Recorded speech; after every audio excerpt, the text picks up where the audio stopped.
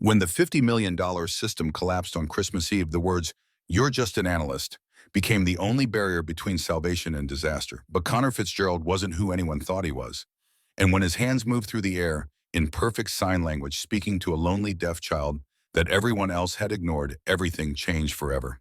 If this story touches your heart, please hit the like button.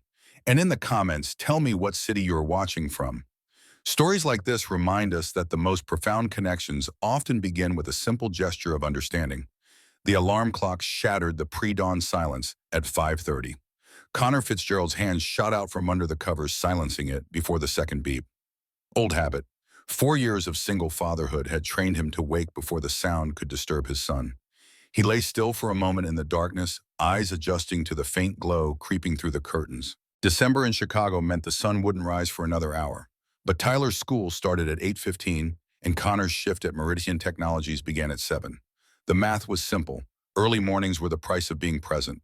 Connor swung his legs out of bed, feet finding the worn carpet.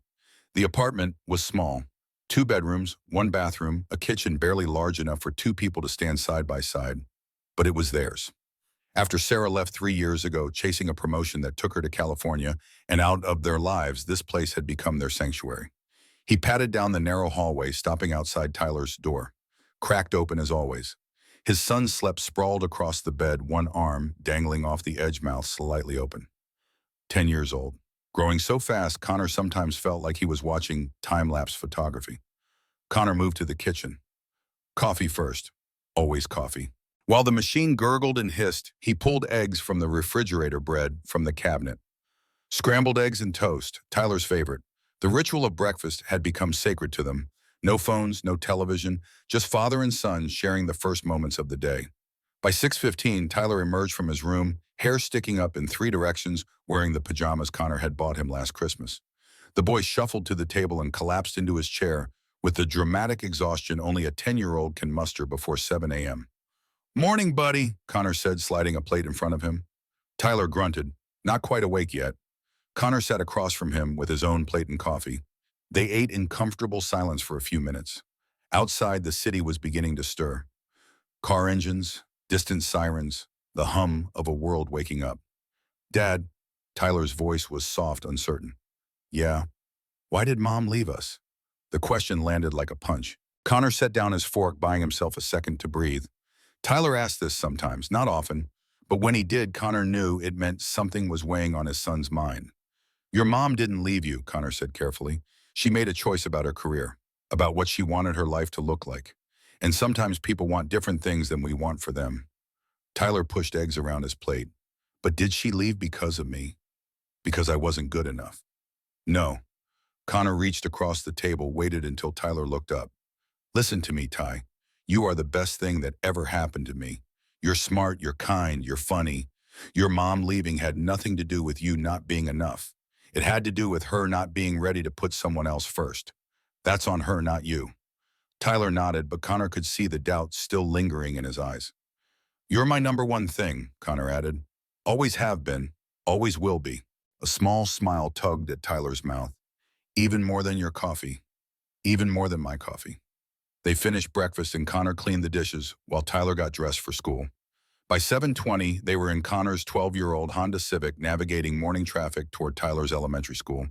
The radio played Christmas songs. Mariah Carey insisting all she wanted for Christmas was you. Tyler hummed along and Connor felt something in his chest unclench slightly. "You excited about the Christmas party tonight?" Connor asked. Tyler shrugged. "I guess. Will there be other kids there?" "Probably not many. It's mostly for employees." "Then why are we going?" "Because they invited families this year. And because the food's supposed to be good." Connor glanced at his son. "And because it's important to me that you see where I work, see the people I work with. You're part of my whole life, Ty, not just the home part." Tyler considered this. "Okay. But if it's boring, can we leave early?" "Deal." Connor dropped Tyler at school, watching until his son disappeared through the front doors. Then he turned the car toward Meridian Technologies, a 15-minute drive through industrial parks and office complexes that all looked the same in the gray December morning. Across the city, in a penthouse apartment overlooking Lake Michigan, Alexandra Whitmore was already on her second cup of coffee and her 4th email of the morning. She stood at the floor-to-ceiling windows, phone pressed to her ear, watching the sun finally break over the horizon. The view was spectacular, worth every penny of the astronomical rent. But Lexi barely noticed it anymore. The view was just backdrop, context for the real work of her life. I don't care what the projections say, Marcus. We committed to this timeline, and we're going to hit it. Her voice was sharp, controlled. The voice that had carried her through hostile boardrooms and skeptical investors. Tell the team we'll reconvene Monday morning, 8 a.m. sharp, no excuses. She ended the call and checked her watch. 7:45. Grace would be awake by now. Lexi turned from the window and walked down the hallway to her daughter's room. She knocked once, then pushed the door open. Grace sat on her bed, already dressed in the school uniform required by the Academy for Deaf Education.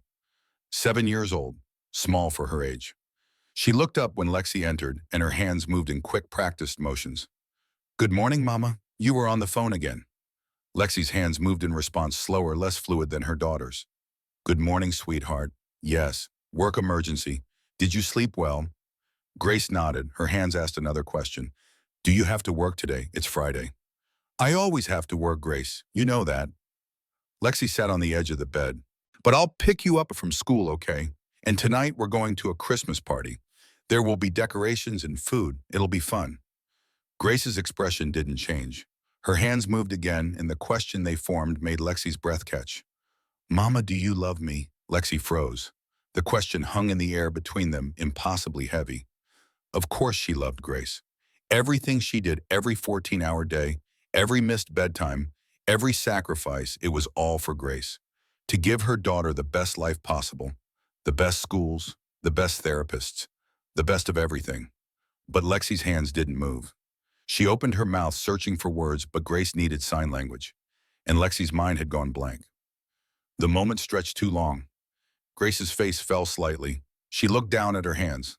Lexi finally managed to sign, "Of course I love you so much." But the delay had done its damage. She could see it in the way Grace's shoulders curled inward. "We need to get you breakfast," Lexi signed, standing too quickly. "Come on, we'll be late." They ate in near silence. Grace picked at her cereal. Lexi checked her phone between bites. By 8:30, they were in Lexi's Mercedes, headed toward the academy. Classical music played softly. Grace stared out the window. At the school, Lexi walked Grace to the entrance. Other parents were doing the same signing with their children, laughing, taking their time. Lexi checked her watch. She had a 9 a.m. call.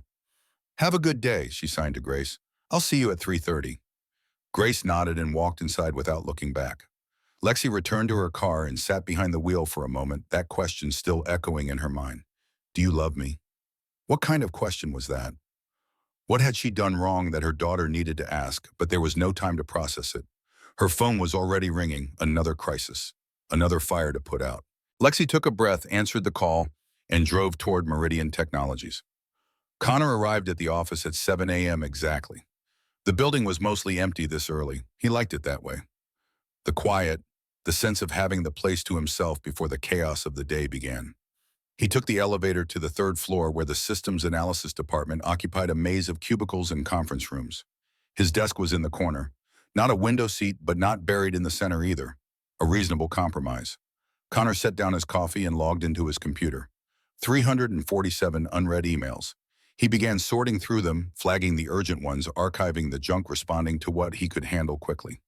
By 8, his colleagues were trickling in.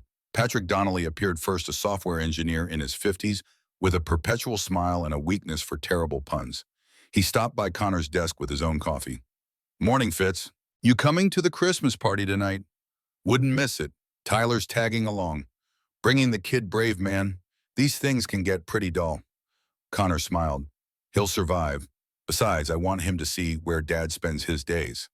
"Ah, yes, the glamorous world of data analysis and system monitoring." Patrick gestured to the rows of cubicles. "Every boy's dream. Hey, I'm teaching him that honest work is honest work, no matter what it looks like." Patrick's expression softened.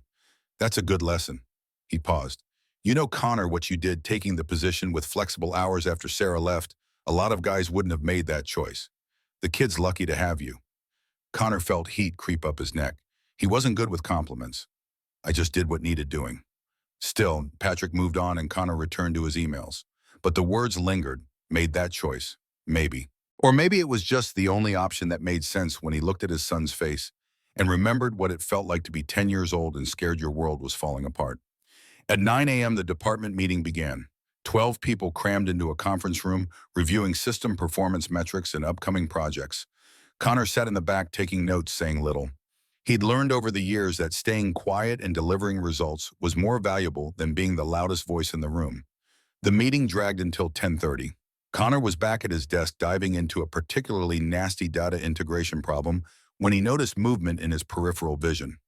Alexandra Whitmore strode through the department, heels clicking on the tile floor, her presence commanding immediate attention. She was flanked by two executives Connor didn't recognize. They were heading toward the corner conference room, the big one, where important decisions got made. Connor had only interacted with Lexi a handful of times in the 2 years he'd worked here. She was CEO. He was mid-level analyst. Their worlds didn't often overlap, but he'd been in enough meetings with her to recognize the steel in her spine, the razor-sharp intelligence behind her questions. She was formidable, and from what Connor had observed, she was also completely alone. He'd never seen her mention a family, never heard her take a personal call. Once he'd passed her office at 9 p.m. on a Friday night, and she'd been at her desk, still working the only light on the entire floor. Connor wondered if she was happy, if power and success filled whatever spaces other things might have occupied. Then he shook his head and returned to his work. Not his business. Everyone made their own choices about what mattered most. The rest of the day passed in a blur of code reviews and system checks. Connor left at 5, picked up Tyler from the after-school program, and they went home to change for the Christmas party. Tyler emerged from his room wearing khakis and a button-down shirt. Connor had on dark jeans and a blazer. Formal enough to respect the occasion, casual enough to not feel like he was pretending to be something he wasn't. They arrived at the Westbrook Hotel at 6:30. The ballroom had been transformed into a winter wonderland. White lights draped from the ceiling. Silver and blue decorations covered every surface. A massive Christmas tree dominated one corner, ornaments glittering. A string quartet played in another corner. Tables were laden with food. Tyler's eyes went wide. Whoa! Pretty fancy, huh? Connor put a hand on his son's shoulder. Remember best behavior. These are the people I work with. I know, Dad, I'm not going to embarrass you. They got plates of food and found seats at one of the round tables. Connor recognized a few colleagues and nodded hello. Patrick came over and shook Tyler's hand solemnly, asking about school and hobbies. Tyler relaxed, answering questions about his Lego collection and his favorite video games. Connor was starting to think this might actually be pleasant when he heard the sharp click of heels on marble. Alexandra Whitmore had just entered the ballroom. She wore a dark green dress that probably cost more than Connor's monthly rent. Her hair was pulled back. Her expression was calm, professional, unreadable. And beside her, holding her hand with obvious reluctance, was a little girl in a matching green dress. Connor's breath caught. The girl looked about 7, long dark hair, serious eyes, and as Connor watched, Lexi bent down, her hands moving in unmistakable patterns. Sign language. The little girl's hands moved in response. Faster, more fluid, a native speaker. The girl was deaf. Connor's heart lurched. He knew that isolation. Had seen it on his sister Hannah's face 1,000 times growing up. The look of a child who existed in a different world than everyone around her. The look of someone who was present but not included. He watched as Lexi straightened her hands, still gripping her daughter's. They moved through the ballroom. People said hello to Lexi. Executives, board members. Not a single one acknowledged the little girl. They found a table near the front. The girl sat down and Lexi signed something to her. The girl nodded. Then Lexi was pulled away by someone wanting to discuss business, and the little girl sat alone staring at her empty plate. Connor made a decision. Tyler, stay here for a minute, okay? Where are you going? To say hello to someone. Connor stood and crossed the ballroom. His heart hammered. He was about to do something that could be seen as overstepping. But he couldn't watch that little girl sit alone, isolated in a room full of people, ignored and invisible. He reached their table. Lexi was still deep in conversation 10 feet away. The little girl looked up at him with wary eyes. Connor's hands moved. Smooth. Practiced. He'd been signing since he was 5 years old. Hi, my name is Connor. What's your name? The change was immediate and luminous. The girl's eyes went wide. Her mouth fell open slightly. Then her entire face lit up like someone had turned on a lamp from inside. Her small hands moved quickly, eagerly. I'm Grace, you know sign language. Yes, Connor signed back. My sister is deaf. I learned when I was young. Really? Grace's hands were almost too fast to follow. now excitement making her movements bigger, more animated. Is she here? Can I meet her?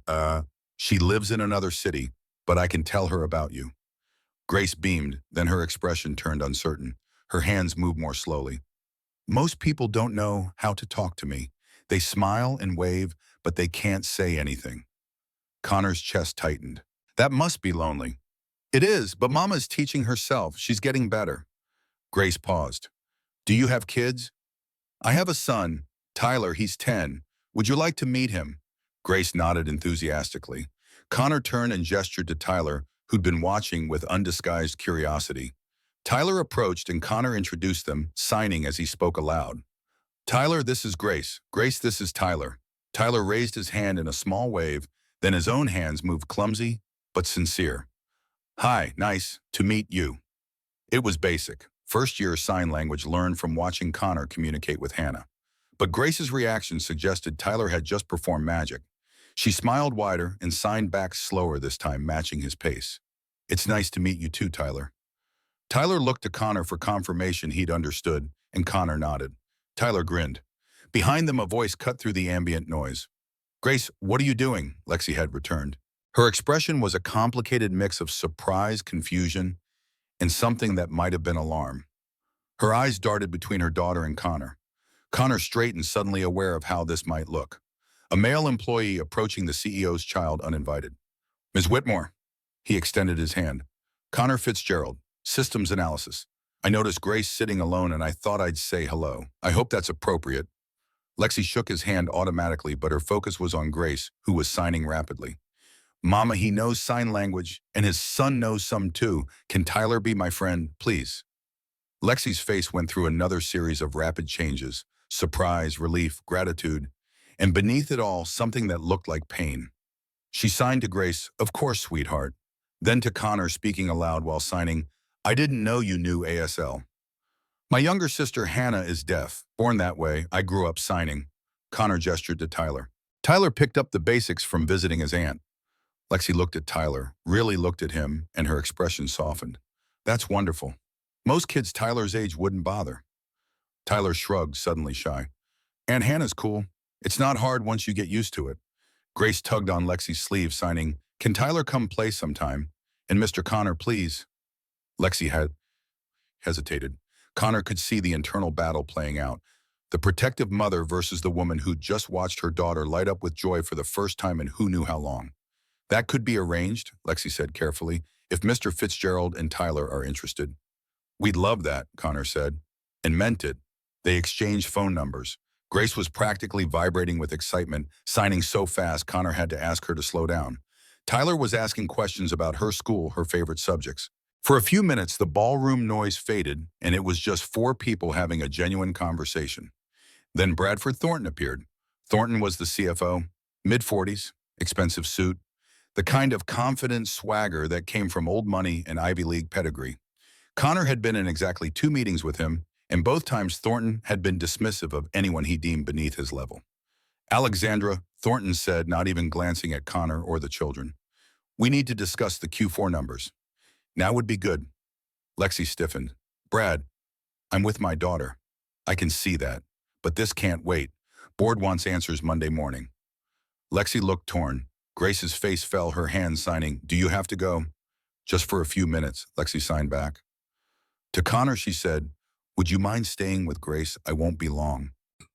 Before Connor could answer, Lexi was already walking away with Thornton, leaving Grace standing there watching her mother disappear into the crowd. Grace's hands moved slowly. She always has to go. Connor knelt down to her level. Your mom has a very important job, but that doesn't mean she doesn't love you.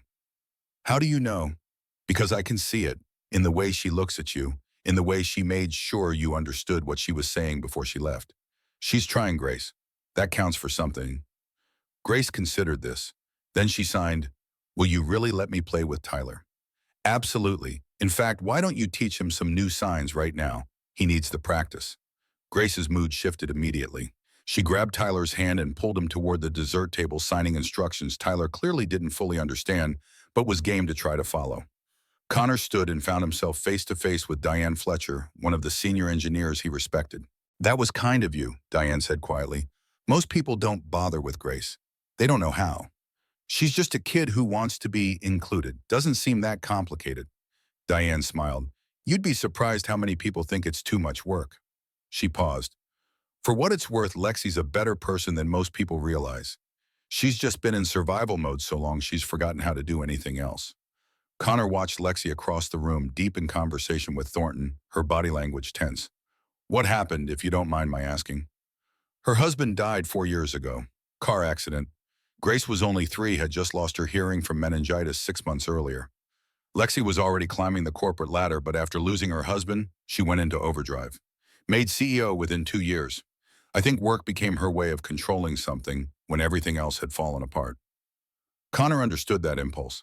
When Sarah left, he'd wanted to throw himself into work too, lose himself in problems that had solutions.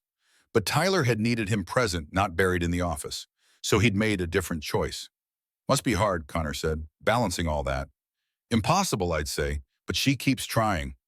Across the room, Grace and Tyler were laughing about something, their hands moving, building a conversation one sign at a time. Connor thought about choices, about what people sacrificed and what they held on to, about the invisible math everyone did, weighing career against family ambition, against presence. The party continued. Connor and Tyler ended up spending most of the evening with Grace. Lexi returned after 20 minutes, apologizing profusely. Grace had forgiven her instantly, too excited about her new friends to hold a grudge. As the evening wound down, Lexi approached Connor again. Thank you, she said, for tonight, for Grace. This is the first time she seemed truly happy at one of these events. She's a great kid. You should be proud. Lexi's eyes glistened. I am. I just wish I was better at showing it. You're here. That's something. Is it enough? Connor thought about Tyler's question that morning, about doubt and fear and the constant worry that you're failing the people who matter most. I don't know if any of us can answer that, Connor said honestly, but I think trying counts. And I think Grace knows you love her even when you're not saying it. Lexi looked at her daughter, who was teaching Tyler how to sign Merry Christmas, both kids giggling when Tyler got it wrong the third time. She asked me this morning if I loved her, Lexi said softly. I froze. I couldn't get my hands to move fast enough, and now I can't stop thinking about that moment, about what it means that my daughter has to ask. Connor didn't have an answer, didn't have wisdom to offer. So he just said, next week, play date, let's make it happen. Lexi nodded. I'd like that. Connor and Tyler left the party at 9. Tyler fell asleep in the car on the way home, exhausted but happy. Connor carried him inside, got him into pajamas, and tucked him into bed. Dad, Tyler's voice was sleepy. Yeah, buddy. Grace is really nice. I'm glad we met her. Me too. Do you think she's lonely, being deaf and all? Connor sat on the edge of the bed. I think she's probably been lonely for a while, but now she has you. That'll help. Tyler yawned. Good. Everyone should have friends. His eyes were already closing. Love you, Dad. Love you too, Ty. Connor kissed his son's forehead and left the room. In the kitchen, he poured himself a glass of water and stood at the window looking out at the city lights. His phone buzzed, a text from an unknown number. This is Lexi Whitmore. Thank you again for tonight. Grace hasn't stopped talking about Tyler. Would next Saturday work for a play date? You could come to our place. I'd like to learn more about how you communicate with your sister. I want to be better at this. Connor typed back, Saturday works. We'll be there. He set the phone down and exhaled. Something had shifted tonight. New connections had formed. A lonely CEO and her isolated daughter. A single father and his son. 4 people who'd been existing in their separate orbits, brought together by chance and sign language, and the simple act of seeing someone who needed to be seen. Connor didn't know where this would lead. Didn't know if it would be friendship or something more, or just a brief intersection before their paths diverged again. But for tonight, it felt like the beginning of something important. Something that might change them all. 1 week later, Connor and Tyler stood outside the address Lexi had texted, a high-rise overlooking the lake. The kind of building with a doorman and a lobby that looked like a hotel. Tyler whistled. Ms. Lexi must be really rich. She works hard, Connor said. Come on. They took the elevator to the 18th floor. The hallway was quiet, carpeted, smelling faintly of expensive perfume. Connor found the door and knocked, and Lexi opened it almost immediately. She looked different. Jeans, a soft sweater, no makeup, more human somehow. Connor, Tyler, come in, please. The apartment was stunning. Floor-to-ceiling windows, modern furniture, everything in its place. It looked like a showroom. Beautiful but cold. Grace appeared from a hallway practically bouncing. She ran to Tyler, her hands moving fast. "You came? Come see my room." Tyler looked to Connor for permission. Connor nodded and the two kids disappeared down the hall, leaving Connor and Lexi standing in the massive living room. "Coffee?" Lexi offered. "Sure." They moved to the kitchen. Lexi busied herself with an espresso machine that probably cost more than Connor's car. He leaned against the counter, taking in the space. "How long have you lived here?" he asked. 3 years. We moved after James died. The old house had too many memories." She handed him a cup. "This place is supposed to be a fresh start. I'm not sure it's worked." They sat in the living room. Down the hall, Connor could hear Tyler and Grace laughing. "Tell me about your sister," Lexi said. "How did you learn to sign?" Connor described growing up with Hannah, the early years when they'd struggled before their parents found the right school and community. The way signing had become as natural as breathing, the way he'd been Hannah's interpreter and protector and bridge to a world that often didn't make space for her. "She's a teacher now," Connor said, "at a school for deaf students in Oregon. She's amazing, runs the whole middle school program. But it was hard getting there. A lot of people underestimated her, assumed deaf meant incapable." Lexi nodded slowly. "I worry about that with Grace, about what the world will think of her, how limited her opportunities might be. Grace is smart. I could see that in 10 minutes. If you give her the tools, she'll surprise you." "What tools?" "Confidence, community, and a parent who sees her fully. Not as a disability to manage, but as a whole person." Connor paused. "I'm sorry, that probably sounds preachy." "No, it sounds like what I needed to hear." Lexi looked down at her coffee. "I don't know what I'm doing, Connor. I thought I could handle being a single parent and a CEO, but most days I feel like I'm failing at both. Join the club. I second-guess everything. Wonder if I'm doing enough. Doing it right. Tyler asked me this morning why his mom left. I had no idea how to answer that in a way that wouldn't hurt him more." "What did you say?" "That sometimes people want different things. That it wasn't his fault. That he's my #1 priority." Connor shrugged. "Probably not what a therapist would recommend, but it's all I had." Lexi smiled, but it was sad. "Grace asked me this morning if I loved her. I froze. My daughter had to ask if I loved her, Connor. What does that say about me? It says you're human. It says you're overwhelmed. It doesn't say you're a bad mother. Doesn't it?" Before Connor could respond, Grace and Tyler burst back into the room, Grace dragging Tyler by the hand. She signed rapidly to Lexi. "Mama, can we make cookies? Tyler said he's good at it." Lexi looked uncertain. "I don't know if we have." "We have everything," Connor said, standing. "If you'll let us take over your kitchen for an hour." "You don't have to." "I want to. Besides, Tyler's right. We make great cookies." What followed was chaos. Flour everywhere. Grace and Tyler competing to see who could crack eggs better. Lexi laughing, actually laughing, when Tyler got batter on his nose. Connor showing Grace how to fold in chocolate chips, his hands signing instructions while he spoke. The apartment so cold and perfect an hour ago suddenly felt alive. While the cookies baked, they played a board game Connor had brought. Grace won twice. Tyler accused her of cheating, but signed it with a grin that showed he didn't mean it. Lexi sat back and watched her expression soft. "Thank you," she said to Connor quietly while the kids argued over whose turn it was. "For this, I can't remember the last time this place felt like a home. Happy to help." When it was time to leave, Grace hugged Tyler goodbye. Then, surprising everyone, she hugged Connor too. Her small arms wrapped around his waist, and she looked up at him. "Thank you for talking to me," she signed. "Thank you for talking to me too," Connor signed back. "You're pretty cool, Grace," she beamed. In the car, Tyler said, "Dad, can we do that again soon?" "I think we can arrange that." "Ms. Lexi is nicer than I thought. At first, I thought she was scary, but she's not. She's just sad."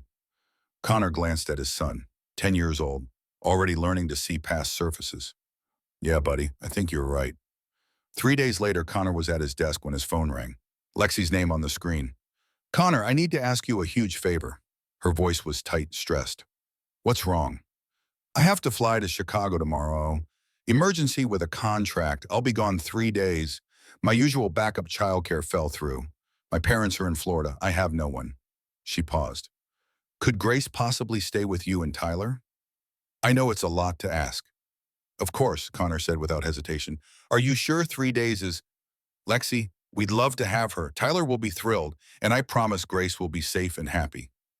The relief in Lexi's voice was palpable. Thank you. God, thank you. I'll drop her off tomorrow evening. I'll pack everything she needs. Her schedule, her medications, everything. It'll be fine. We've got this. The next evening, Lexi arrived with enough luggage for a month. She went through every detail twice. Grace's bedtime routine, her school schedule, emergency contacts. Connor listened patiently, understanding that this wasn't about him. This was about a mother leaving her child for the first time with someone other than family. She'll be okay, Connor said gently. I promise. Lexi knelt to Grace's level, signing. Mama has to go for work. You'll stay with Connor and Tyler. I'll call every night. I love you so much. Grace signed back. I know, Mama. It's okay. I like Connor and Tyler. Go save your company. Lexi laughed through tears. How did you get so wise? I learned from you. Connor looked away, giving them privacy for their goodbye. When Lexi stood, her eyes were red. Call me if anything happens. Anything. We will. Now go. You'll miss your flight. After Lexi left, Connor found Grace in Tyler's room. Both kids were building something elaborate with Legos, hands flying in conversation. Grace looked up when Connor entered. Is Mama gone? Yes, but she'll call tonight before bed. Grace nodded and returned to building. Over the next 3 days, Connor discovered that having Grace in the house changed everything. She and Tyler were inseparable. They made up games, built increasingly complex Lego cities, watched movies with subtitles, and argued about which character was coolest. Connor sent Lexi photos. Grace and Tyler covered in flour from making pancakes. Both kids in a blanket fort in the living room. Grace asleep on the couch after a full day, a book of fairy tales open beside her. Each night, Lexi video called. Connor would hand the phone to Grace, and mother and daughter would sign to each other. Grace telling stories about her day, Lexi asking questions, really listening. On the third night after Grace had gone to bed, Lexi stayed on the call. Connor, I don't know how to thank you. You don't have to. I do. This trip seeing Grace so happy, it's made me realize something. She paused. I've been so afraid of not being enough that I haven't been present at all. I've been managing her like a problem to solve instead of just being her mother. You're learning. That's what matters. When I get back tomorrow, I want to be different. Better. You're already better than you think, Lexi. The next afternoon, Connor picked up both kids from their respective schools and brought them back to his apartment. Lexi was arriving at 6. Connor made dinner, and he and Tyler decorated while Grace was in the other room oblivious. They'd gotten a small Christmas tree from the corner store. Tyler made paper chains. Connor hung lights. It was modest. Nothing like Lexi's perfect penthouse. But it was real. When the doorbell rang, Connor opened it to find Lexi standing there exhausted but smiling. Grace is in Tyler's room, Connor said. But before you go back there, come see something. He led her to the living room. Lexi stopped. Her hand went to her mouth. The little tree, the handmade decorations, and taped to the wall a banner Tyler had made that read, Welcome home, Mom. The kids wanted to surprise you, Connor said. Well, Tyler and I did. Grace doesn't know yet. Lexi's eyes filled with tears. Connor, this is... Her voice broke. No one's ever... You're not alone anymore, Connor said quietly. That's what I wanted you to understand. You don't have to do this all by yourself. Lexi looked at him, really looked at him, and something passed between them. Gratitude, understanding, and beneath it something neither of them was ready to name yet. Thank you, she whispered, for everything. Grace appeared in the hallway. She saw her mother and ran, throwing herself into Lexi's arms. Lexi held her daughter tight, her hands signing over and over, I love you, I love you, I love you. Connor turned away, giving them their moment. Later, after Lexi and Grace had left, Tyler said, Dad, I think Ms. Lexi and Grace need us. Yeah, buddy, I think maybe they do. Are we going to keep being their friends? As long as they want us to be. Good, Tyler yawned. I like having Grace around. She's like the sister I never had. Connor kissed his son goodnight and returned to the living room. He stood looking at the little tree, the paper chains, the handmade banner. Something had shifted, something bigger than friendship. They'd become something like family. 4 people who'd all lost something finding each other across the distance of their separate loneliness. Connor's phone buzzed, a text from Lexi. Thank you for today, for everything. Grace hasn't stopped signing about the decorations. She feels seen. We both do. Same time next week. Connor smiled and typed back. Same time next week. He set the phone down and looked out the window at the city lights, at the December snow beginning to fall. Somewhere out there, Lexi and Grace were in their penthouse, probably looking at the same snow. And for the first time in a long time, Connor felt like he was exactly where he was supposed to be, doing exactly what mattered most. Not building a career, not chasing success, but building connections, being present, showing up. Sometimes the most important work had nothing to do with degrees or corner offices or impressive titles. Sometimes it was as simple as learning someone else's language and being brave enough to say hello. It was 11:47 p.m. on December 23rd when Connor's phone erupted with alerts. He'd been asleep for less than an hour. Tyler was spending the night at his grandparents' house. Connor had plans to pick him up tomorrow afternoon, spend a quiet Christmas Eve together. But the alerts kept coming. System failures, critical errors, cascading problems across every production server. Connor sat up, grabbed his laptop from the nightstand and logged in remotely. His blood went cold. Every production line, every database, every system that kept Meridian Technologies running, all of it was crashing in real time. The alert system showed ransomware, sophisticated, already through 3 layers of security. Connor's mind raced. This wasn't random. This was targeted, coordinated. And if he was seeing it, so was everyone else. His phone rang. Unknown number. Fitzgerald. His voice was steady despite his racing heart. Connor, it's Diane Fletcher. I assume you're seeing what I'm seeing. Yeah, how bad? Worst case scenario. We're completely locked out. Production's frozen. We have 15 million in orders due to ship tomorrow. If we can't fix this, we're done. Where's Lexi? On her way in, she's called emergency meeting. Every technical person. Conference room A. 30 minutes. Connor was already getting dressed. I'll be there. He drove through empty streets, mind working through scenarios. Ransomware could come from anywhere, but the precision of this attack, the way it had bypassed their security, suggested inside knowledge. The office was blazing with lights when he arrived. Cars filled the parking lot. Connor took the elevator up, joining the stream of exhausted engineers and executives converging on the main conference room. The room was packed. 30 people, maybe more. Lexi stood at the head of the table, her face pale but composed. Bradford Thornton sat to her right, looking almost pleased despite the crisis. Connor found a spot against the back wall. He was junior here, not part of the core team, just another analyst called in to fill a seat. Lexi began speaking, her voice cutting through the murmur of worried conversations. All right, everyone. You know why we're here. As of 11:30 tonight, we were hit with a coordinated ransomware attack. Every production system is compromised. We have approximately 18 hours to resolve this before we start losing contracts. She paused.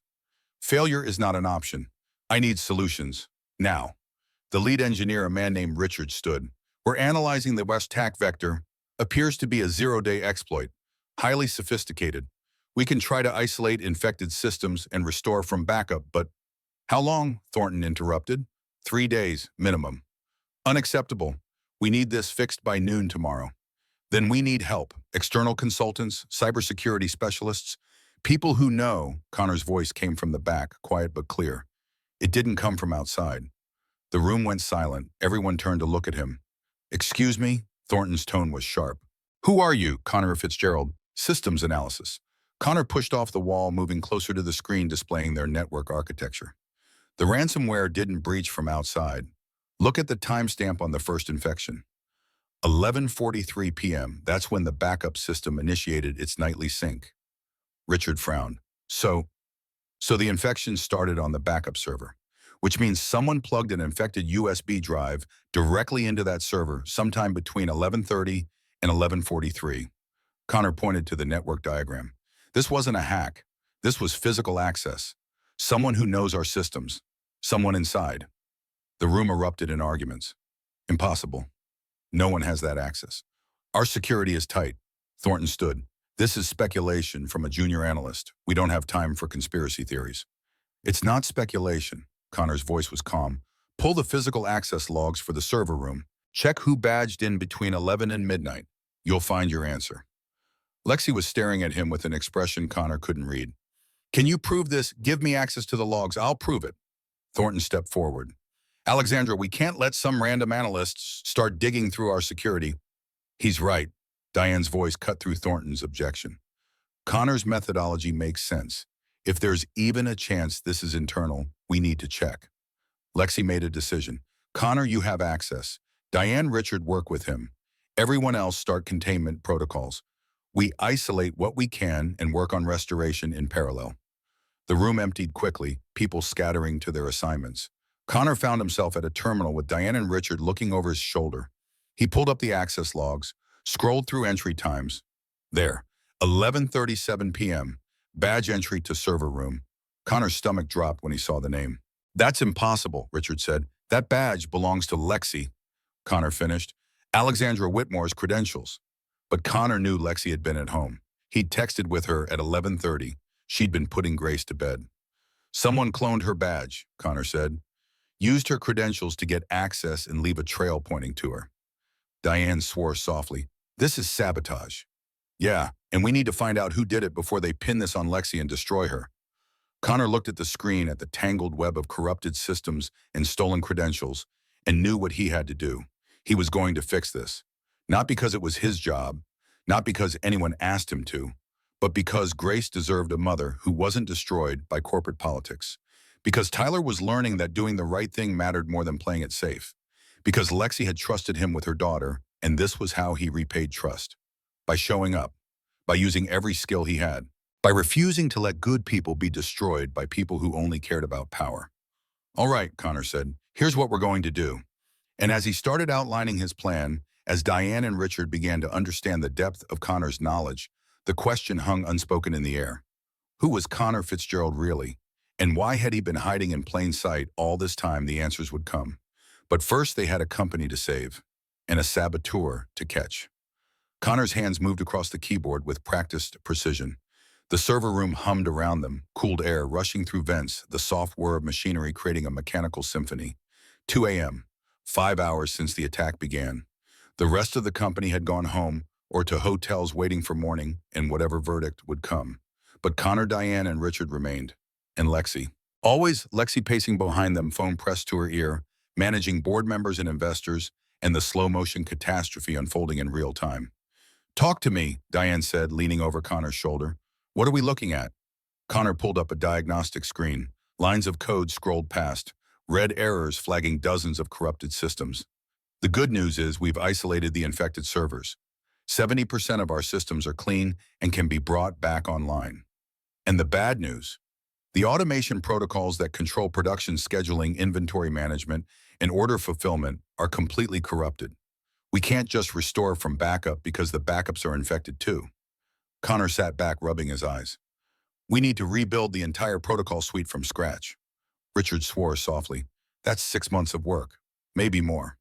Or 2 weeks if we outsource to a specialized firm, Diane added. She looked at Connor. You're thinking there's another option. Connor hesitated. This was the moment where he either stayed in his lane, admitted the problem was beyond him, or revealed exactly how much he actually knew. He thought about Tyler, about Grace, about Lexi fighting to save her company, while her daughter slept at her grandmother's house, waiting for her mother to come home. I might be able to rebuild it, Connor said quietly. The protocols, I've been monitoring them for 2 years. I know the logic, the dependencies, how everything connects. Lexi's voice came from behind him. Connor, that requires advanced programming, years of experience, someone who really understands systems architecture. Connor turned to face her. The fluorescent lights made her look exhausted. Shadows under her eyes, hair pulled back in a messy ponytail. But her gaze was steady, waiting.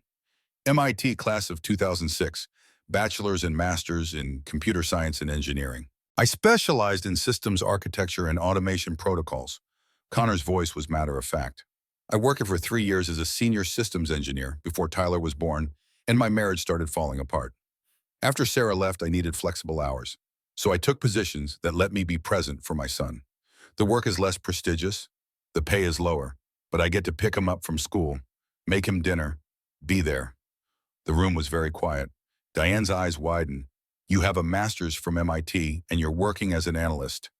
Yes, because being Tyler's father matters more than any title. Bradford Thornton chose that moment to stride into the server room.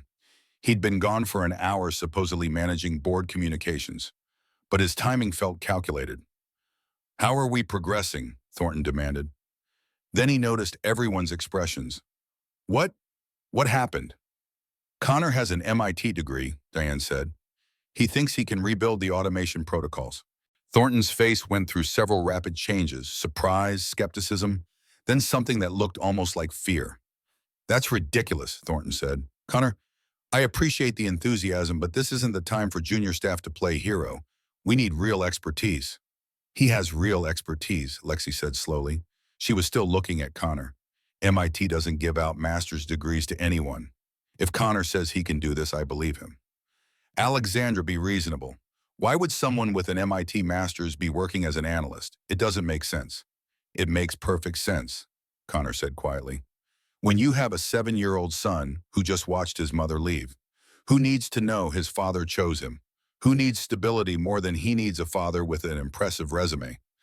Connor met Thornton's glare. "My son knows I put him first. That's worth more to me than any career trajectory." Lexi's expression had shifted completely. Recognition of a sacrifice she'd never made. A choice she'd gone the opposite direction on. "Can you really fix this?" she asked. "I can try. If I fail, you can still call in consultants tomorrow. But we'll have lost time." Lexi looked at Thornton and then at Connor, making a calculation, weighing risks. "Do it," she said. "Connor, you have full access, whatever you need. Diane and Richard support him however he asks." Thornton's jaw tightened. "Alexandra, I strongly advise against—" "Your objection is noted, Brad, but this is my call." Lexi's voice was steel. "We have 16 hours until we start bleeding contracts. Connor's our best shot." Thornton stared at her for a long moment. Then he nodded curtly and left the server room. Connor watched him go, something prickling at the back of his mind. Thornton's reaction felt wrong, too strong, too defensive, but there wasn't time to analyze it. Connor turned back to his keyboard and began to code. The next 4 hours blurred together. Connor wrote code with the fluency of someone who'd been doing it for 15 years. His fingers knew the patterns, the syntax, the elegant solutions to complex problems. Diane and Richard watched for a while, then began actively assisting, pulling documentation, testing modules, checking dependencies. The three of them fell into a rhythm, communicating in shorthand and technical jargon. Lexi stayed too. She pulled up a chair next to Connor, and he began explaining what he was doing, not dumbing it down, treating her like the intelligent woman she was. "Each protocol is like a conversation," Connor said, fingers still typing as he talked. "System A needs to tell System B when an order is ready. System B needs to confirm with System C that inventory exists. System C needs to notify System D to schedule shipping. They're all dependent on each other. One breaks, everything breaks." "So you're rebuilding each conversation?" Lexi asked. "Exactly. And making sure they all speak the same language." "How did you learn this?" Connor paused, hands hovering over the keys. "My sister, Hannah. When she was young, before we really understood deaf culture and ASL, we tried to teach her to lip read and speak. It was a disaster. She was trying to have conversations in a language she couldn't hear. Everything was miscommunication and frustration." He resumed typing. "Then we learned ASL, gave her a language that worked for her, and suddenly she could communicate perfectly. That's what good systems architecture is, building languages that work, making sure everyone can understand each other." Lexi was quiet for a moment. "I've been trying to teach Grace to exist in my world instead of learning to exist in hers." "You're learning now. That's what matters." They worked side by side, Connor coding, Lexi asking questions, absorbing information. At some point, she rested her hand on his shoulder. Not romantic, just connection. Two people facing an impossible challenge together. By 4 a.m., they'd made significant progress. 75% of the automation protocols were rebuilt and tested. Connor's eyes burned from staring at screens.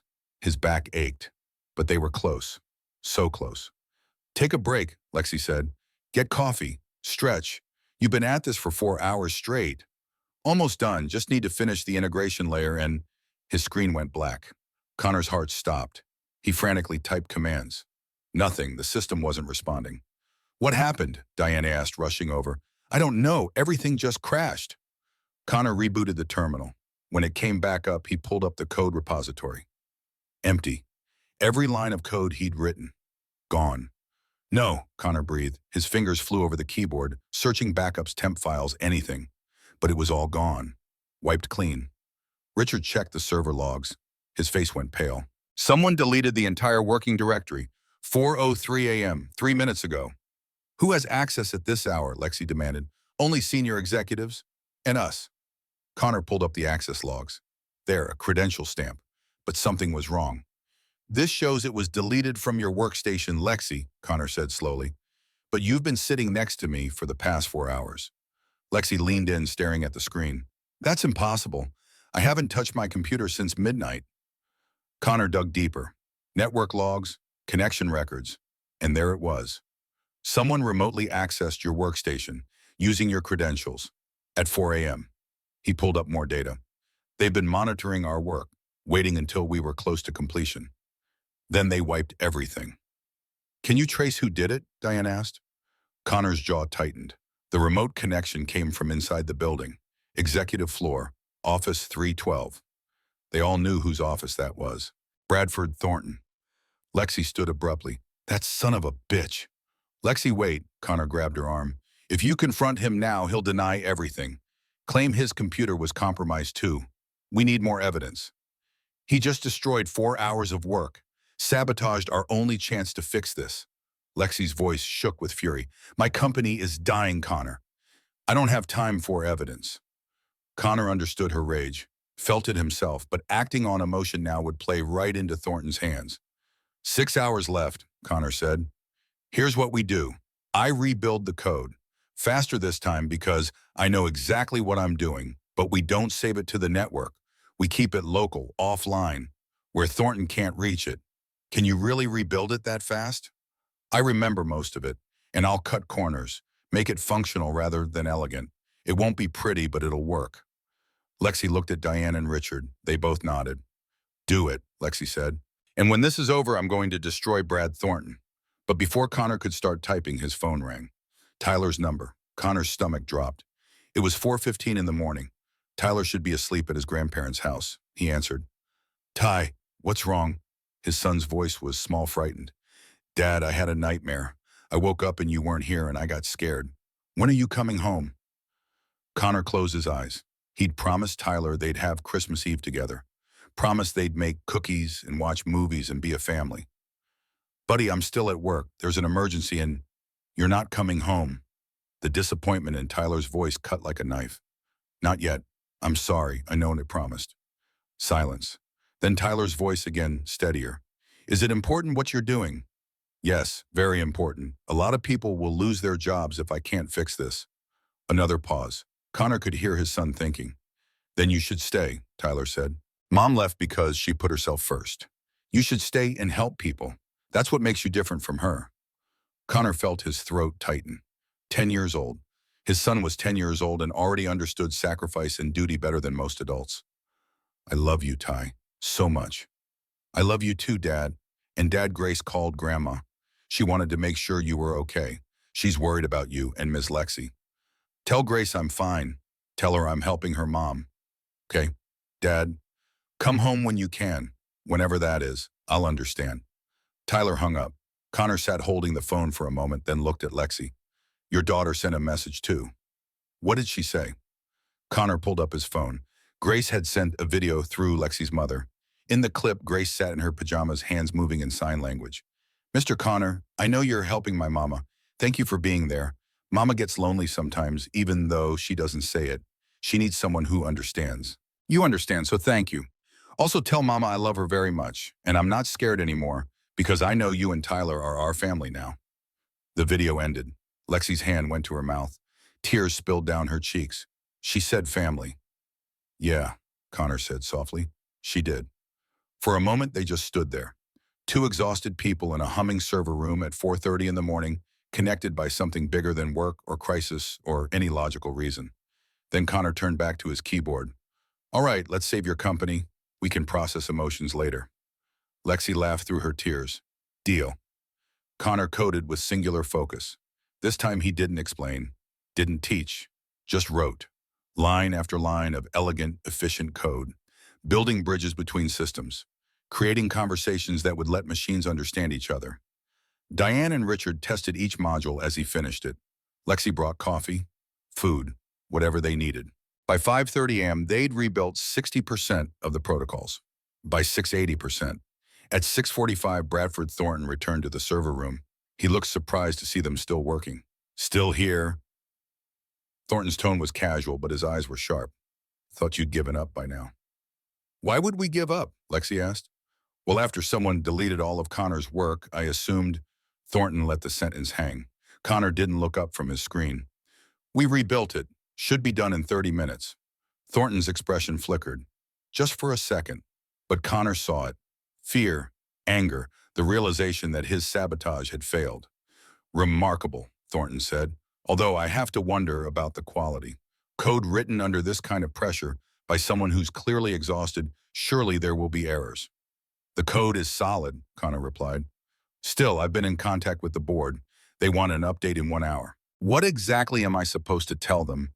That you've entrusted our entire operation to someone with a hero complex?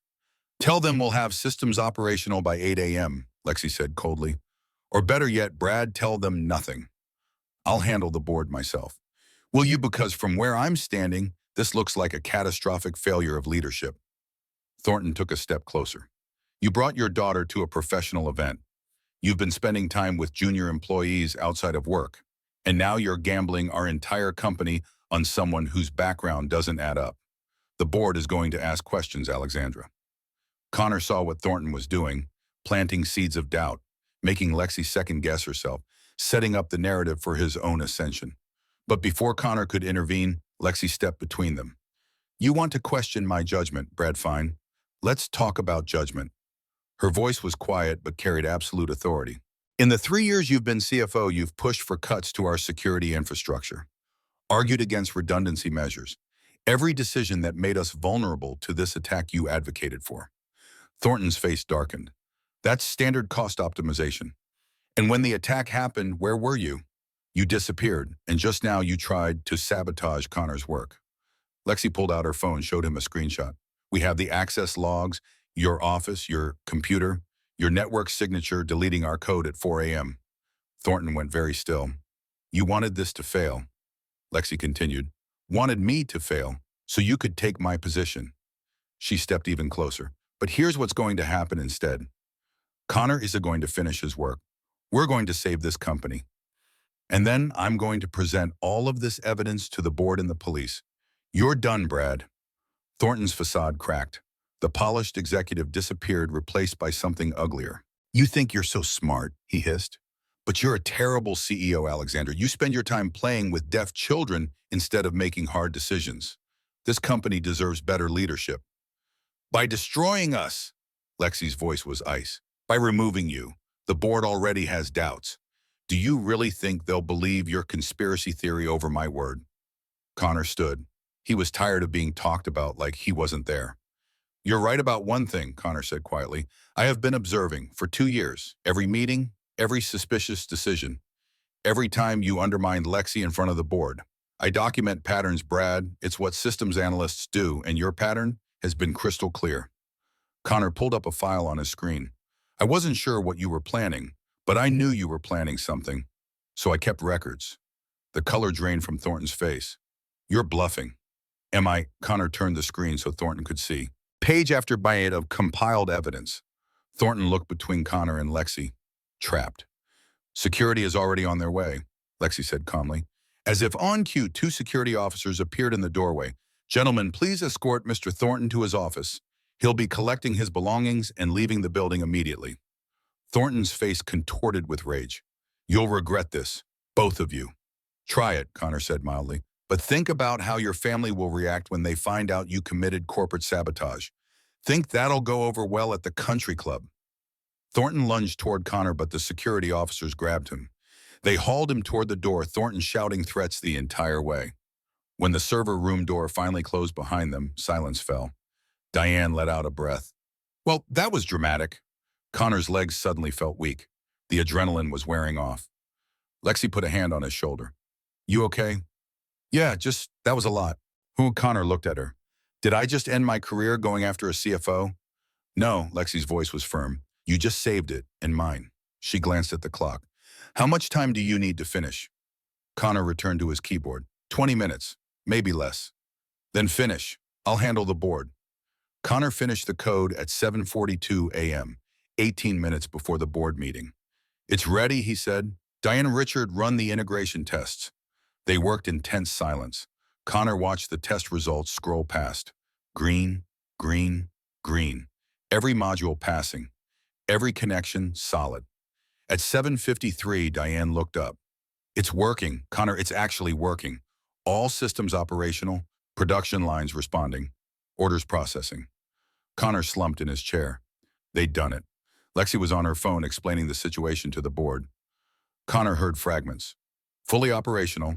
Sabotage has been addressed. Evidence will be provided. She ended the call and looked at Connor. Really looked at him. The board wants to meet with you, she said. They want to offer you a position. Chief Technology Officer. 400,000 base salary. Full benefits. Stock options. Connor's heart skipped. 400,000 shirtomesu. That would change everything for him and Tyler. But it would also mean 60-hour weeks. Constant travel. Evening meetings and weekend emergencies. It would mean missing Tyler's school plays, not being there for homework help. When do they want an answer, Connor asked. They're meeting in 10 minutes. They want you there. Connor stood. I'll meet with them, but I already know my answer. The board chairman spoke. Mr. Fitzgerald, impressive work. We'd like to offer you the position of Chief Technology Officer, starting immediately. Connor took a breath. I'm honored, but I have to decline. Shocked silence. You're declining. The chairman looked genuinely confused. Because I have a 10-year-old son who needs his father. CTO means long hours, travel, being always on. I can't do that and be the dad Tyler deserves. Connor met each of their eyes. No amount of money is worth that. An older woman on the board spoke up. What would you want, Mr. Fitzgerald? Senior technical advisor, part-time, flexible hours. I come in for complex problems. I consult on major decisions, but I also get to pick up my son from school. Be present in his life. He paused. And I'd want Lexi to remain CEO. She's a good leader. The chairman looked at Lexi. Ms. Whitmore, I think that's an excellent proposal, Lexi said. More exchanged glances, then nods. Very well. Welcome aboard, Mr. Fitzgerald. They walked together back to the server room. The sun was rising outside, painting the sky pink and gold. Christmas Eve morning. You just turned down $400,000, Lexi said. Yeah, most people would have taken it. I'm not most people. Lexi smiled, a real smile. No, you're really not. Connor's phone buzzed, a text from Tyler. Dad, Grandma says you saved the day. Grace and I made you a medal. It's made of foil and string, but we think it's pretty good. Come home soon. Love you. Connor showed Lexi the text. She laughed, then pulled out her own phone. Grace had sent a video. The little girl held up a medal made of aluminum foil, her hands signing enthusiastically. This is for Mr. Connor, for being a hero, not the superhero kind, the real kind, the kind who helps people even when he's scared and tired. That's the best kind. Connor and Lexi stood in the hallway watching the video as the sun rose over the city. Merry Christmas Eve, Connor, Lexi said softly. Merry Christmas Eve, Lexi. They stood there a moment longer. Two people who'd been lonely for different reasons, finding connection in the most unlikely circumstances. Then Connor headed home to his son, and Lexi headed to pick up her daughter. But they both knew something had changed between them, something permanent. Connor picked up Tyler at noon. His son launched himself into Connor's arms, nearly knocking him over. You did it? Grandma showed me the news. Thanks, buddy. You look terrible, Dad. Connor's grandmother handed him a thermos. Coffee. Go home. Rest. At home, Tyler asked, are you and Ms. Lexi friends now? Like real friends? Yeah, I think we are. And me and Grace, definitely friends. Tyler nodded.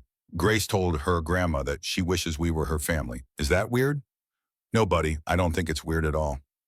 After a pause, Tyler asked, do you like Ms. Lexi like her?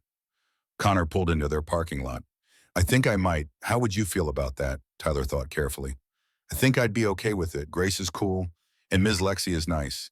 And I think you're lonely sometimes, Dad. It might be nice if you had someone. Connor pulled his son into a hug. When did you get so wise? I've always been wise. You just don't notice because you're old. Connor laughed. Come on, wise guy. We're having Christmas Eve dinner with Lexi and Grace tonight. Really, can we make your famous lasagna? Absolutely. They spent the afternoon cooking together. Connor had slept for 3 hours, showered, and felt almost human. They made lasagna, garlic bread, Caesar salad. The apartment filled with wonderful smells.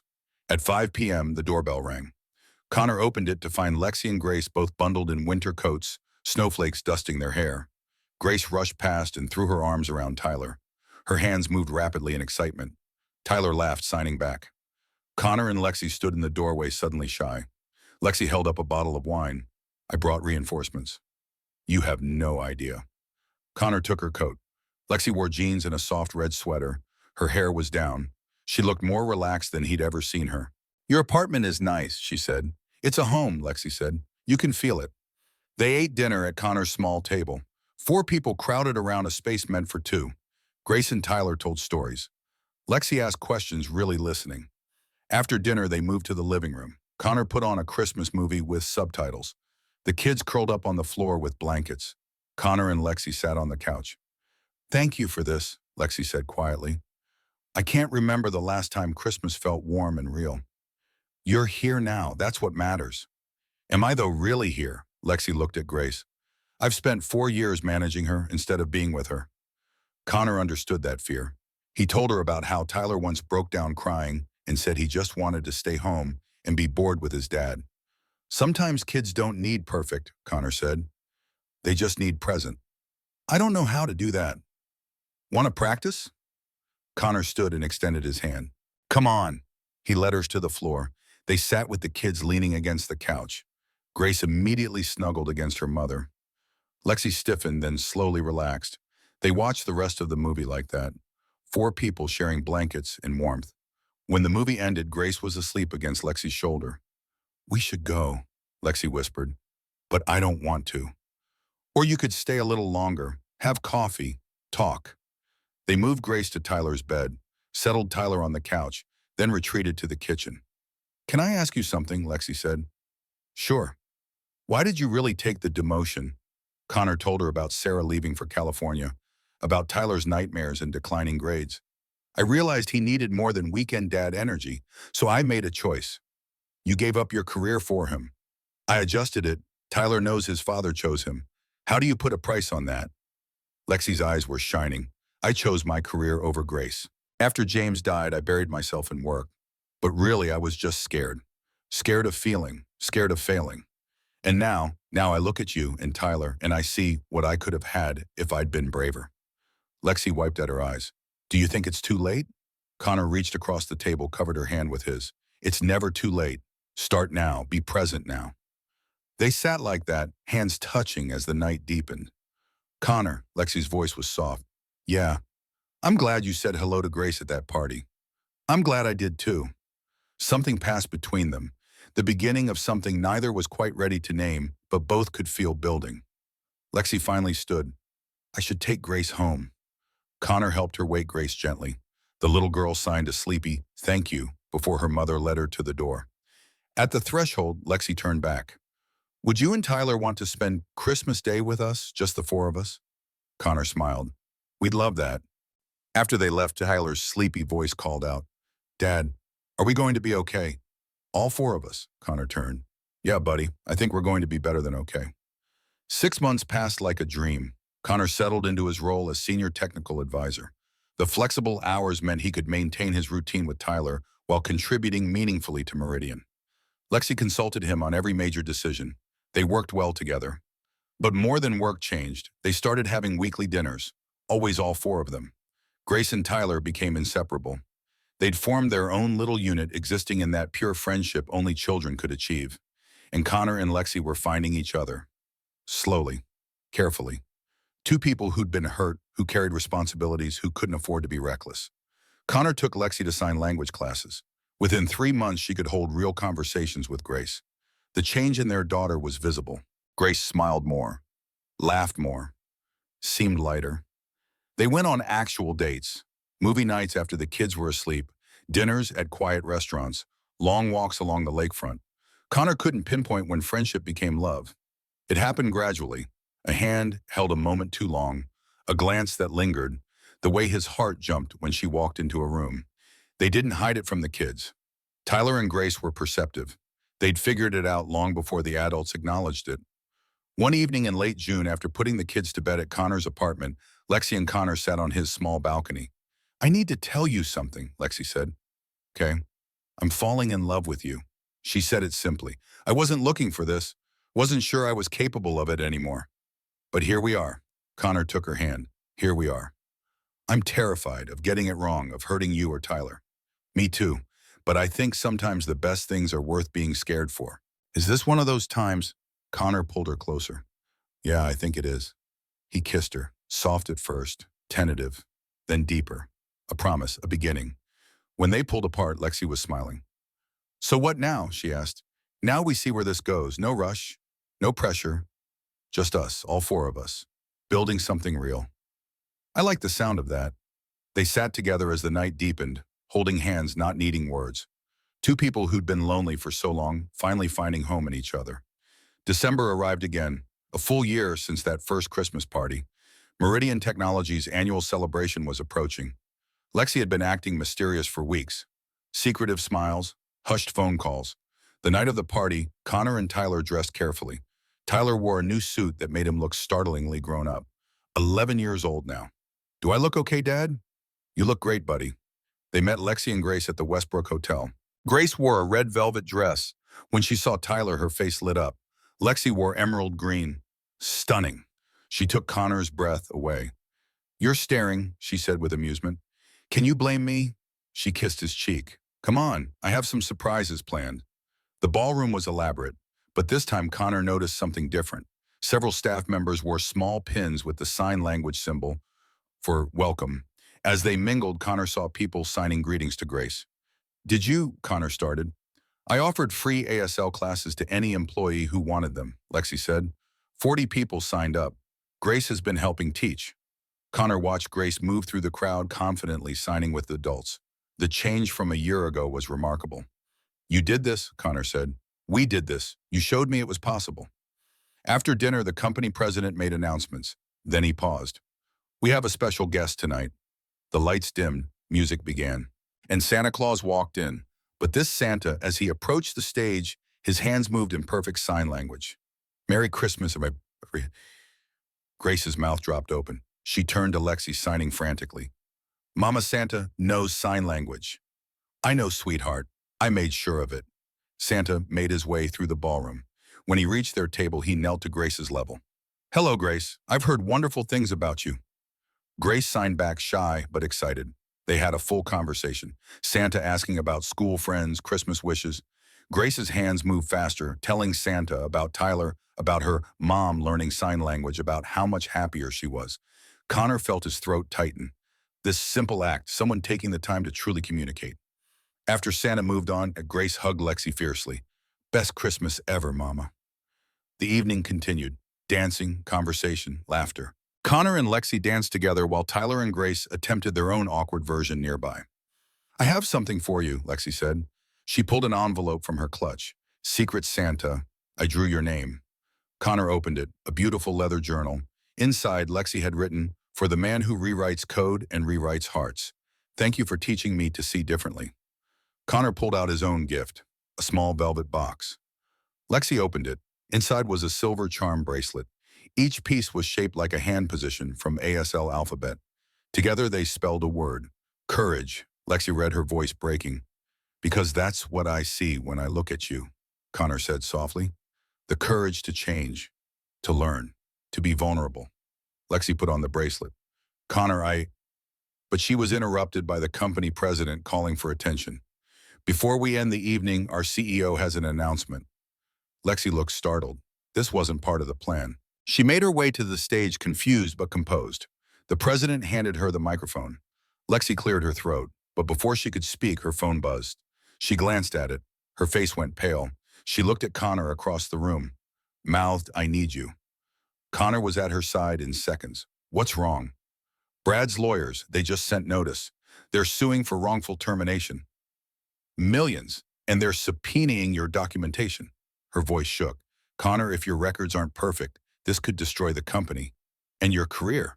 Connor felt ice in his stomach, but he kept his voice steady. My documentation is solid. 2 years of time-stamped records. Brad has resources, expensive lawyers. Let him bring them. Connor took her hands. Let them examine every file. They'll find exactly what I said. Truth matters, Lexi. You're sure? I've never been more sure of anything. Connor smiled slightly. Well, except maybe that I love you. Lexi's eyes filled with tears. You've never said that before. I know. I was waiting for the right moment. Apparently it's now, in the middle of a Christmas party, while discussing lawsuits. Connor pulled her closer. I love you, Alexandra Whitmore, and I'm not afraid of Bradford Thornton. She kissed him, long and deep. Grace and Tyler were watching with matching grins. Did Dad just say the L word? Tyler signed to Grace. Finally, Grace signed back. Lexi took a breath. The board chairman stepped forward with the microphone. Ms. Whitmore has requested a moment. Lexi's hands were shaking as she took the mic, not from fear, but from what she was about to do. 10 minutes ago, I got a threatening call about a lawsuit. Big legal battle ahead. She looked at Connor. And 10 minutes ago, this man told me he loved me for the first time, right in the middle of crisis, because that's who Connor Fitzgerald is. He shows up when it's hard, when it's scary, when it matters most. The ballroom was silent. A year ago, Connor saw my daughter when everyone else looked away. He taught me that strength isn't about never needing help. It's about being brave enough to accept it. Her voice grew stronger. He gave up a prestigious career to be present for his son. He rebuilt our infrastructure in one night. But more importantly, he rebuilt my faith in connection.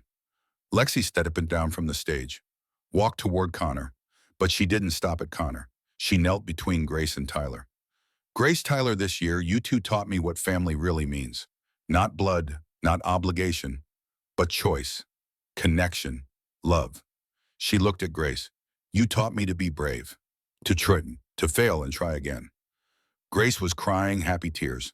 Lexi turned to Tyler. And you taught me that family expands, that there's always room for one more. Then Lexi did something that made the entire ballroom gasp. She pulled a small box from her pocket, looked directly at Connor. Her hands moved as she spoke. Connor Fitzgerald, a year ago you saw my daughter when everyone else looked away. You showed me that real love isn't about finding someone perfect. It's about finding someone who makes you want to be better. Lexi opened the box. Inside was a simple platinum band. Connor Fitzgerald, will you marry me? The ballroom was utterly silent. Connor looked at Tyler. His son was grinning, giving a thumbs up. He looked at Grace, bouncing on her toes, signing, say yes, say yes. He looked at Lexi, this brilliant woman who'd learned to be vulnerable, who'd transformed herself and her daughter's life. Connor stood, walked to where Lexi knelt, and knelt down beside her. I thought I was supposed to be the one asking that question, he said. I got tired of waiting for you to work up the courage, Lexi replied with a shaky laugh. Connor cupped her face in his hands. Yes, 1,000 times yes. The ballroom erupted, but Connor barely heard it. He was too busy kissing Lexi, feeling her smile against his mouth, hearing Grace and Tyler whooping.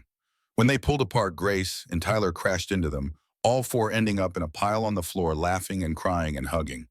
We're going to be a real family, Grace signed. We already were. Connor signed back. This just makes it official. 2 years later, Connor stood in their backyard, 6-month-old Harper Fitzgerald Whitmore, asleep in his arms, watching Tyler and Grace decorate the outdoor tree. They'd bought the house 18 months ago, a real house with a yard and enough bedrooms for everyone. Grace had her own room, Tyler had his, and there was a nursery. Harper had Lexi's dark hair and Connor's gray eyes, and perfectly functioning hearing, though the family communicated primarily in sign language anyway. Dad, can you help me with this? Tyler called out. He was 13 now, tall enough to reach high branches. Grace stood below signing instructions. Connor carefully passed Harper to Lexi, who'd emerged with hot chocolate. Our daughter has excellent timing, Lexi said, looking at the sleeping baby. Sleeps through preparations, will wake up for dinner. Connor kissed her temple and joined Tyler and Grace at the tree. From the driveway, a car pulled up. Hannah, Connor's sister, climbed out with her girlfriend. They'd flown in from Oregon for Christmas. Hannah's hands moved in rapid sign. Sorry we're late, flight delayed. Did we miss anything? Just the decoration torture session. Tyler signed back, grinning. They went inside. The house was warm, smelling of cooking food and pine. Photos lined the walls. Their wedding, Grace and Tyler's school pictures, Harper's newborn photos. Ordinary moments that felt extraordinary. Lexi had stepped back from CEO duties. Board chair, now working 3 days a week, spending the rest with the kids. She'd finally learned what Connor had been trying to tell her. Connor had expanded his advisory role. He consulted with multiple companies, building systems, solving problems, fulfilling work, but on his terms. They gathered in the kitchen. Hannah helped finish dinner. Tyler set the table. Grace arranged flowers. Lexi fed Harper. Connor stood back watching his family move around each other with practiced ease. "What are you thinking?" Lexi asked, noticing him standing still. "That 3 years ago I was dreading a Christmas party, and now I'm here, happy, surrounded by family." Connor pulled her close, careful not to squish Harper. "It feels almost too good to be real." "It's real. We built it, all of us together." Dinner was chaotic and perfect. 7 people crowded around the table, passing food, signing conversations, laughing. Harper spit up on Connor's shirt. Grace dropped her napkins 6 times. After dinner, they moved to the living room. Connor built a fire. They exchanged gifts. Grace gave Connor a framed picture she'd drawn. Their family of 5 holding hands captioned, "My heroes." Tyler gave Lexi a leather journal. "For your thoughts, since you're always telling me to write mine down on." As the evening wound down, kids drifted to rooms. Hannah and her girlfriend to the guest room. Harper asleep in her crib. Finally, just Connor and Lexi sitting by the dying fire. "Do you ever miss it?" Lexi asked. "The MIT career you were on?" Connor thought about it. "Sometimes I wonder what that life would have looked like. Senior engineer, industry recognition." He paused. "But then I think about what I would have missed. Tyler's childhood, meeting you and Grace. Harper, this." He gestured around. "I can't regret the choice that led me here. Even though you had to sacrifice so much, I didn't sacrifice. I chose. Every day, we choose what matters most. I chose family, and I'd make that choice again every time." Lexi rested her head on his shoulder. "I chose wrong for a long time. Work over Grace. I'm still learning." "You're doing great. Look at what you've built. The ASL program, the inclusion initiatives. You've changed Meridian's culture." "We changed it together." Upstairs, Harper started to cry softly. Connor stood. "I'll get her." He climbed to Harper's nursery, lifted his daughter from her crib. She immediately settled, recognizing his heartbeat. Connor walked to the window, gently rocking Harper. Outside, snow fell. Chicago in winter. Cold and beautiful and home. "Your mama and I almost missed each other," Connor whispered. "If I hadn't been brave enough to say hello to your big sister. If your mama hadn't been brave enough to ask me to marry her." Harper made a small sound, drifting back to sleep. "But we found each other, and we built this." Connor kissed his daughter's head. "Not perfect, not easy, but real. And that's the best kind of family." He placed Harper back in her crib, covering her with a soft blanket. Connor stood there a moment longer, watching his daughter breathe, thinking about choices and the mathematics of love. The world measured success in salaries and titles. But standing here in a house full of people who loved him, Connor knew the world had it wrong. Real success was Tyler knowing his father chose him. Grace learning she was valued. Lexi discovering that presence mattered more than perfection. Harper growing up in a home where love was the primary language. Real success was building something that mattered. Not a career, not a company, but a family. Connor returned to the bedroom. Lexi was already half asleep. He climbed in beside her. She immediately curled into him. "Harper okay?" she mumbled. "Perfect, like always." Lexi's breathing evened out, but Connor stayed awake a little longer, listening to his family. The soft sounds of children sleeping. The wind outside, the symphony of home. He thought about the man he'd been 3 years ago, lonely, uncertain, and he thought about Grace at that Christmas party. Isolated, waiting for someone to see her. 2 people finding each other in a crowded ballroom, starting a chain reaction that would change 4 lives. 5 counting Harper. All because Connor had been brave enough to say hello, to see someone who needed to be seen, to use a language few others bothered to learn. Connor finally let himself drift towards sleep. Love wasn't always spoken. Sometimes it was signed. Sometimes it was cooked into lasagna. Sometimes it was showing up when it would be easier to walk away. But always it was a choice, a daily decision to see and be seen, to listen and be heard, to show up and stay present. That was the real language of love, not English, not ASL, but commitment, understanding, the willingness to learn someone else's way of communicating. Connor pulled Lexi closer and smiled in the darkness. 3 years ago, he'd been a single father trying to do right by his son. Tonight, he was a husband, a father of 3, part of a family he'd never imagined possible. And every choice that had led him here had been worth it. Because in the end, the greatest success wasn't what you achieved. It was who you loved, and who loved you back, in all the languages that mattered most.